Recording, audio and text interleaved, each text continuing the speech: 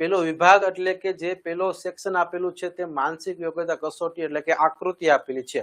હવે વિદ્યાર્થી મિત્રો આકૃતિમાં જે પહેલા નંબરની આકૃતિ છે, આપણે ગયા વખતે જૂના અભ્યાસક્રમમાં અલગ પડતી આકૃતિ હતી, હવેના નવા અભ્યાસક્રમમાં એ બંધ બેસતી આકૃતિ એટલે કે ભાગ 3 ની આકૃતિ થઈ ગઈ છે। જો 1 થી 4 પ્રશ્નો એ શેના હશે તો એ બંધ બેસતી આકૃતિ, એમાં તમને અક્ષર પેટર્ન અથવા તો સંખ્યા પેટર્નમાં પૂછાશે। ત્યાર પછી ક્રમિક આકૃતિ એટલે કે શ્રેણી આકૃતિ થી પણ આપણે ઓળખતા ને, તો શ્રેણી આકૃતિ એટલે કે ફિગર સિરીઝ, તો જે 1, 2 અને 3 ભાગ આપેલો હોય પછીનો ચોથો ભાગ ગોતવાનો હોય એટલે કે આપણી જૂની આકૃતિ પ્રમાણે ભાગ 4, એના ક્રમ આપેલા છે 5 થી 8। ચલો ત્યાર પછી ત્રીજી આકૃતિ છે તે ભૌમિતિક આકૃતિ એટલે કે આકૃતિ પૂર્ણ કરવી, એટલે કે ત્રિકોણ આપેલું હોય તો અડધું ત્રિકોણ આપેલું હોય, અડધું ત્રિકોણ પૂરું કરવાનું, ચોરસ આપેલું હોય, રેડી, વર્તુળ આપેલું હોય તો એના જે પ્રશ્નો છે તે જો ધ્યાન રાખજો, એના કુલ 3 પ્રશ્નો પૂછાવાના છે। ચલો પછી ચોથા નંબરની આકૃતિ એટલે કે ચોથો પ્રકાર જે આપેલો છે તે દર્પણ અને જળ પ્રતિબિંબ આપેલું છે। તો વિદ્યાર્થી મિત્રો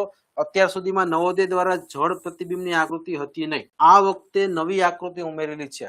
એના અહીંયા આપણી પાસે કુલ 12 થી લઈ અને 16 પ્રશ્નો પૂછાશે। ચલો પછી પાંચમો ભાગ જે છે છુપાયેલી આકૃતિ, એ 17 થી લઈ અને 20મા ક્રમ સુધી પૂછાશે।